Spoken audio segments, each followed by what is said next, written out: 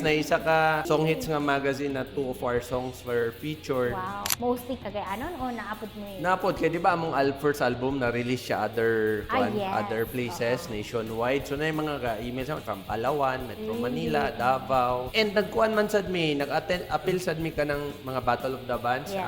At that time Nescafe Sound School did competition, nag-regional finals mi abot mi og Davao. Di ba ni gawas po tag song hits? Oh, nasaan mi sa song hits na isa ka song hits nga magazine na 2 of our songs were featured. Wow. Natin nag-contact sa imo, di ba, tungkol sa song hits? Yes.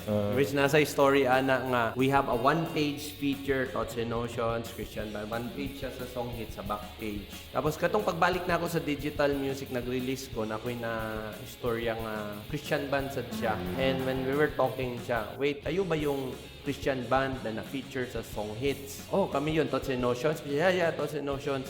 I remember, gi-cut out daw niya among article. Tago niya siyang Para folder. poster, aya. At that time, kabanda man siya punk. Pwede din mag-punk Christian band. si- With the Thoughts and Notions. Inspiration, gid mo. Oo, so mo to nag-experiment really serious. Yeah. Oh, nakita pakita pa niyang clippings niya sa ako, nga yang gipang cut out. Mo to nga nag-start siya og punk Christian band niya.